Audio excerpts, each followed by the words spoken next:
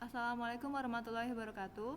Di pertemuan kali ini kita akan bahas soal tentang hukum Coulomb ya. Di soal ini ada 3 buah muatan A, B, dan C tersusun seperti gambar. Muatan A positif, muatan B negatif, muatan C positif. Terletak pada jarak 1 meter ya antar masing-masing muatan. Muatannya ada yang positif, negatif, dan positif. Tentukan besar dan arah gaya Coulomb pada muatan B. Kalau ada soal seperti ini, kan dia disuruhnya tentukan besar dan arah gaya Coulomb pada muatan B. Berarti kita fokus ke muatan B aja. Jadi pada muatan B bekerja 2 buah gaya, yaitu gaya A dan gaya B. Hasil interaksi antara muatan A dan B sebut saja FBA yang berarah ke kiri. Kenapa ke kiri? Karena A positif, B negatif akan saling tarik-menarik. A menuju B dan B juga menuju A. Kenapa dibilang ke arah ke kiri? Karena kita fokusnya ke muatan B. Arah muatan B, gayanya si B itulah ke kiri. Tuh. Dan hasil interaksi antara muatan B dan C sebut saja FBC berarah ke kanan. Interaksi muatan B dengan C akan saling tarik-menarik, B menuju ke C, ke kanan. Ilustrasinya kayak gini. Ini FB terhadap A, FB terhadap C. Arah mereka berlawanan ya, tapi kita hitung dulu berapa gaya Coulombnya satu persatu. Rumusnya adalah K sama dengan Q1 Q2 per R kuadrat. Karena di sini muatan A dan B, maka sesuaikan aja Q-nya QA dan QB. Ini ketetapan konstanta 9 kali 10 pangkat 9, QB-nya 2 kali 10 pangkat min 6. Loh, kok beda ya sama tadi? Kenapa? Karena di sini masih 2 mikrocoulomb. Mikrocoulomb harus diubah ke coulomb, yaitu kali 10 pangkat negatif 6. Nih, harus diubah ke dalam satuan SI. Ini juga yang A 1 mikrocoulomb, ini sama aja 1 kali 10 pangkat negatif 6.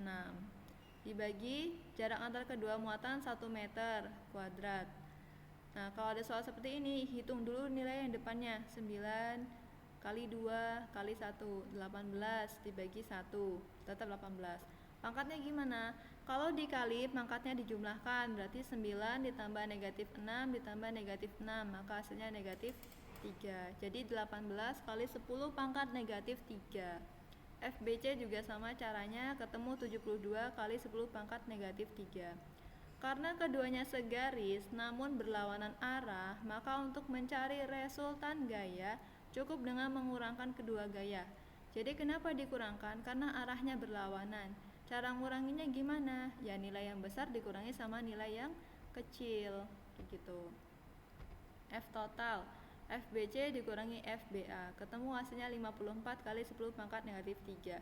Arahnya kemana? Tentu arahnya ke yang nilai yang besar ini, 72. Saya tarik menarik nih antara gaya yang 72 sama 18. Tentu menang yang 72 dengan gayanya 54 Newton ya. Kayak gitu. Jadi kalau mereka berlawanan arahnya kayak gini, maka akan dikurangi. Kuranginya gimana? Nilai yang besar dikurangi nilai yang kecil. Tuh. Kalau mereka searah gimana? Kalau mereka searah ya tinggal dijumlahkan karena mereka udah sejalan dan searah. Tuh. Arahnya gimana? Arahnya ke kiri dan ke kanan karena mereka segaris. Nah, sekarang gimana kalau misalnya 3 buah muatan tapi membentuk suatu sudut siku-siku misalnya? Kalau membentuk sudut siku-siku, kita baca dulu semuanya soalnya. Jika gaya tarik-menarik antara muatan A dan B sama besar dengan gaya tarik-menarik antara muatan A dengan C. Jadi maksudnya nilai FAB ini sama besarnya dengan FAC sebesar 5F. Tentukan resultan gaya. Resultan gaya itu maksudnya gaya totalnya ya. Karena ini enggak segaris dan membentuk sudut 90 derajat, maka kita bisa mencari resultannya dengan cara Pitagoras, vektor biasa atau Pitagoras. FAB kuadrat tambah FAC kuadrat hingga hasilnya 5F akar 2 gitu. Terus bagaimana kalau misal 3 buah muatan membentuk segitiga sama sisi? Segitiga sama sisi sudutnya sudah tidak 90 derajat lagi. Lagi-lagi pertanyaannya adalah tentukan resultan gaya Coulomb pada muatan Q1. Maksudnya kita suruh fokus ke muatan Q1 aja.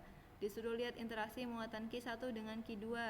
Positif dengan negatif, maka arah gayanya ke bawah. Lagi, muatan Q1 dengan Q3 positif dengan negatif saling tarik menarik, maka Q1 arah gayanya ke bawah. Cari resultannya gimana? Yang garis tengah di sini resultan. Itu berarti nih. Tipe soal mirip nomor 4 dengan sudut 60 derajat. Masing-masing gaya harus dicari terlebih dahulu. Cara nyari gaya masing-masing seperti rumus yang pertama ya, F sama dengan K Q1 per R kuadrat. Sini. Pakai rumus kosinus, di mana F12 kuadrat tambah F13 kuadrat tambah F1 tambah 2 F1 F2 cos 60 derajat. Jadi kalau sudutnya selain 90 derajat pakai rumus kosinus, kalau 90 pakai rumus 90 derajat. Pitagoras, kalau mendatar ya tinggal dijumlahkan atau dikurangi. Udah gitu aja tentang hukum Coulomb. Yang jelas ingat rumusnya F sama dengan Q1 Q2 per R kuadrat, kayak gitu. Nah, kalau ini tentang medan listrik ya, medan listrik. Dua buah muatan masing-masing Q1 dan Q2 4 mikrokulom terpisah sejauh 10 cm. Tentukan letak titik yang memiliki kuat medan listrik 0. Nah, cari titiknya itu ada di mana? Apakah di tengah, di kanan Q2 atau di kiri Q1? Tuh. Pembahasannya, letak titik belum diketahui sehingga ada 3 kemungkinan, yaitu di sebelah kiri Q1, sebelah kanan, atau di antara keduanya. Tuh. Untuk memilih posisinya secara benar, perhatikan ilustrasi berikut. Jadi kalau muatan positif, arah gayanya itu panahnya keluar. Tapi kalau muatannya negatif, arah panahnya itu masuk. Gitu. Kayak gini ya ilustrasinya. Ada dua tempat di mana E1 dan E2 saling berlawanan. Kenapa kita harus pilih yang saling berlawanan? Ya biar dapat nilainya tuh 0. Tuh, ambil saja titik yang lebih dekat dengan muatan yang nilai mutaknya lebih kecil, yaitu di sebelah kiri Q1. Karena Q1 itu nilainya 1 mikrokulom, sedangkan Q2 itu 4, maka pilihnya di sekitar sini. Ini dugaan-dugaan dulu ya. Gitu. Terus hitung rumus medan listrik itu mirip seperti rumus yang hukum Coulomb, tapi bedanya Q-nya hanya 1. E sama dengan K Q per R kuadrat. Q-nya ya cuma 1. Terus dimisalkan jarak yang satunya itu sebagai X. Kayak gitu.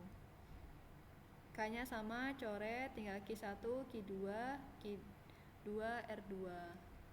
1 per X kuadrat sama dengan 4 per 10 plus X kuadrat. Jadi dimisalkan jaraknya itu sebagai X, kan kita belum tahu. Terus dihitung, ketemu deh X-nya 10 cm. Gunakan rumus perbandingan kayak gini. Gitu.